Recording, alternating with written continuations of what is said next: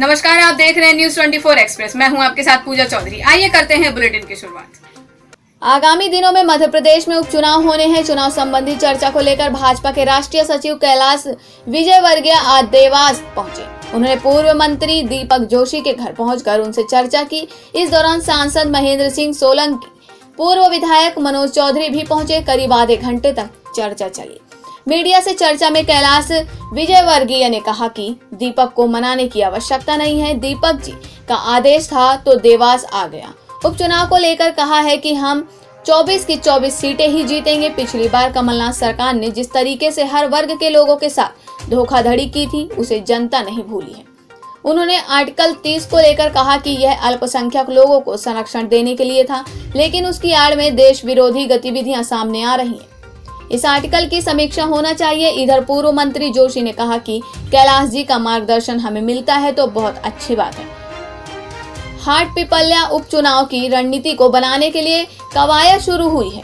उस कवायद में क्षेत्र के प्रमुख कार्यकर्ताओं को बुलाया था। मनोज चौधरी भी यहां आए थे। पर आए तो क्या मामला है? क्या मनाने के लिए आए क्या आज आप? दीपक जी का आदेश था तो मैं आया हूँ उनके पास। मनाने की ज़रूरत ही नहीं है। दीपक जी लोगों को मनाते हैं। आज पीछे दीपक को मनाने की ज़रूरत नहीं है। नहीं तो जनसंघ की शुरुआत दीपक से हुई और दीपक के बिना भारतीय जनता पार्टी कल्पना नहीं हो सकती, इसलिए दीपक को मनाने की जरूरत। पिछले दिनों दीपक जोशी जी का ही जो है बयान आया था कि विकल्प खुले हैं सारे, क्या मायने निकाले जाए? मीडिया में जो आया था तो अब आप मायने निकालो, हमारे लिए तो एक ही मायना है कि दीपक जी हैं भारतीय जनता पार्टी और भारतीय जनता पार्टी और दीपक जी, इसके अलावा कुछ मान लिया ऑल इज वेल जी, ऑल इज वेल, सब कुछ ठीक है। इतनी देर बैठक चली आपकी और चर्चा भी चली तो क्या मान लिया जाए? मनोज चौधरी जी भी क्या चर्चा हुई बंद कमरे में? क्या कुछ बात? अब देखिए, चुनाव है, चुनाव के बारे में आगामी चुनाव के संदर्भ में जितनी भी रणनीतिक चर्चा होती है वो सब लोगों से बैठकर। हाट पिपल्या चुनाव की जिम्मेदारी आपको दी गई है? नहीं, मेरे पास तो नहीं है। हाँ। और कार्यकर्ता के हिसाब से मैं भी यहाँ पर आऊँगा। कैलाश जी, कितनी सीटें आप जीत कर आएंगे इस उपचुनाव में? 24 की 24। क्या चुनौती मानते हैं अभी इस चुनाव को आप? बिल्कुल नहीं। हाट पिपल्या से कौन होगा उम्मीदवार? इंतजार कर रहे हैं कि भारतीय जनता पार्टी के कमल का बटन कब दबाए, क्योंकि पिछली बार कमलनाथ जी की सरकार ने जिस तरीके से हर वर्ग के साथ धोखाधड़ी की, किसानों का कर्जा माफ नहीं किया, बेरोजगार नौजवानों को भत्ते की बात की वो नहीं मिला, हमारे वो दूध उत्पादक जिनको कहा था कि हम दूध उत्पादन में प्रति किलो सब्सिडी देंगे वो नहीं मिली, वे महिलाएं जो कि छोटे छोटे सेल्फ हेल्प ग्रुप चलाती हैं उनसे कहा था कि उनका कर्ज माफ़ कर देंगे, वो माफ़ नहीं हुआ। बहुत सारे हर वर्ग के साथ धोखा किया, छलावा किया, इसलिए सब लोग कांग्रेस को सबक देना चाहिए। हाट पिपल्या का उम्मीदवार तय हो गया है क्या? हाँ, मतलब करीब हमें ऐसा लगता है भैया कि एक मिनट, उम्मीदवार करीब तय है। कौन है दीपक जोशी? समय पर ये एक बयान आपने दिया था आर्टिकल 30 हटाने के लिए क्या मानते हैं उसको आर्टिकल को हटाने के लिए?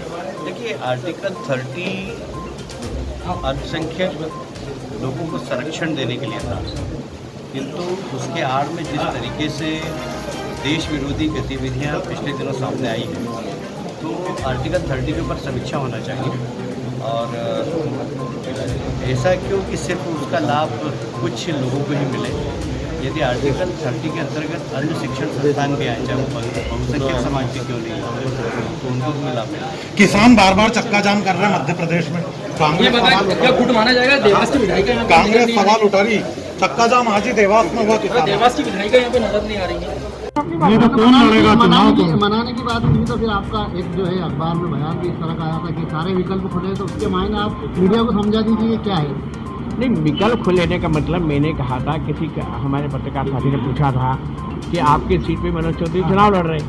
मैंने उनसे सिर्फ इतना कहा था कि बीजेपी वो पार्टी है जिसमें चयन की प्रक्रिया है। प्रक्रिया के तहत पहले भोपाल से नाम जाते, भोपाल से केंद्रीय समिति उसको मोहर लगाती, तो उन्होंने कहा नहीं उनका नाम फाइनल हो गया। तो मैंने कहा उनका नाम फाइनल हो गया तो मेरे लिए विकल्प खुले। विकल्प खुलने से तात्पर्य ऐसा था कि मुझे पार्टी के दूसरी जगह काम देगी, या तो संगठन में काम देगी, या अगर कहीं लगता है उनको उचित तो उस जगह मेरे को काम दिया जाए। तो आपको क्या लगता है कौन लड़ेगा चुनाव? और आप देखिए, अभी जो रुझान जो हमें पार्टी की तरफ से पता चला है कि कहीं न कहीं देखिए समझौता तो पार्टी का 22 लोगों के साथ हुआ, ये तो आपने देखा। मंत्रिमंडल में स्थान भी कहीं न कहीं उन्होंने चिन्हित करे। आज मंत्रिमंडल में भी 2 साथी ऐसे जो विधानसभा में नहीं लेकिन मंत्रिमंडल में हैं। पार्टी ने जो बातें कहीं ना कहीं उसके आधार पर तय की, उस आधार के कारण से हो सकता है कि ये 22 लोग जो सिंधिया जी के साथ आए हैं, अगर पार्टी ने उनसे कहा है कि विधानसभा में चुनाव लड़ेंगे तो हम उनका साथ देंगे। आप उनका साथ देंगे इन्हीं के कुल मिला? भैया लगातार आपने मेहनत की, आपका एक क्षेत्र रहा, वहाँ से मंत्री रहे, विधायक रहे, अचानक जो एक समझौता होता है पार्टी में, ऐसा नहीं लगता कि आपके साथ ये गलत हो रहा है? नहीं देखिए, मैंने कहा ना, ये मैं राजनीति को हमेशा इम्प्रूवमेंट से रहा। मुझे लगता है कि मेरी जगह कोई अच्छा खिलाड़ी खेल खेलने के लिए आ रहा है तो उसे मौका मिले। जो बिल आपके विपक्ष में था आप उसके साथ के उसका साथ देंगे क्या? नहीं, ये राजनीति में उसके जो आने वाला चुनाव निकला, देखिए आज वो विचारधारा आज विचारधारा से भारतीय जनता पार्टी के साथ जुड़े हैं। उन्होंने बाकायदा भारतीय जनता पार्टी की सदस्यता ली। इस नाते से विपक्ष के तो हो ही नहीं गए। क्या क्या आपका समाधान निकला आपकी मीटिंग?